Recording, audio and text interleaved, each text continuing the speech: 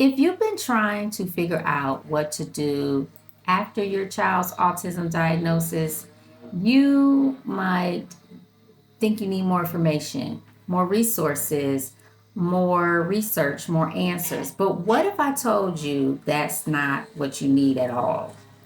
This is what I see happening all the time. Parents, they start researching, they're reading, they're watching videos, and they're asking questions and trying to understand everything they can about their child's diagnosis. And at first, all of this seems helpful, but over time, it begins to be way too much. When I received my son's diagnosis, I remember being given the evaluation report with all the information and all the recommendations and meeting with the assessment clinic social worker who added more things and more paperwork. I went home and I tried to soak in all of this stuff and I'm not sure where to start. But because I feel like everything in those papers and those reports were important, and professionally, I had also been doing this for other families, I was just going to do it. I was going in multiple directions with all the services and therapies. There wasn't a clear plan, and it was actually very overwhelming. And even though I was overwhelmed, I continued to do what I thought was necessary at the time. And over time, it caused burnout. It, it was so exhausting. So here's the reality I want you to think about here. You aren't lacking information, you are lacking direction. You can have therapy recommendations, school information, and advice from professionals and still feel unsure on what to do next.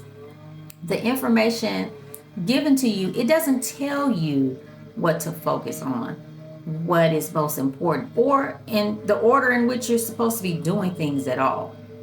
And as a result of that, this is where many parents they get stuck. They they're gathering the information from the doctors, the therapists, the internet, wherever they're getting it from, but they don't know how to organize or prioritize any of it.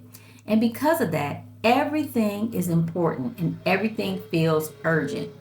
And instead of moving forward with a plan, they become stagnant, not because they don't want to do anything, but because there is no clear path moving forward.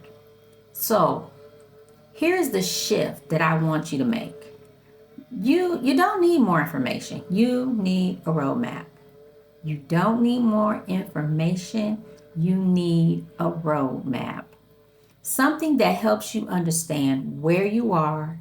It helps you to know what to focus on and taking those next steps with confidence and clarity. Because let me tell you, when you have a roadmap, you stop trying to do everything at once and you start organizing and prioritizing what needs to come first or next. So when parents and caregivers they begin to understand this journey in stages, they have a way to move through all of it. Everything begins to become more manageable, and instead of reacting to all of the things, you are moving with direction. Now, let's take a look at what this um, appears to look like. It is knowing what your child needs right now instead of trying to focus on everything all at once. It is walking into conversations and meetings more prepared and more confident in what you're asking for. It is making decisions with more clarity instead of constantly second guessing yourself.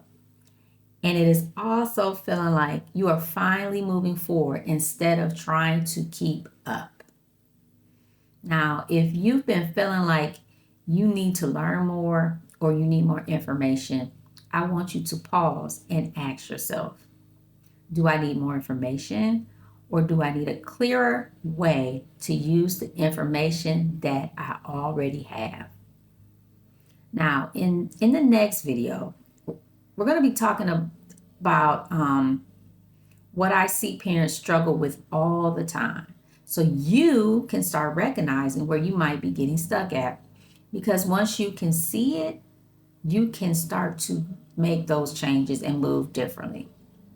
Now, I want you to remember you don't need more information. You need a clear way forward, you need a clear direction. And we are going to build on this together. So I want you to remember you are not alone. We are going to build upon this together. And as always, I will see you in the next one.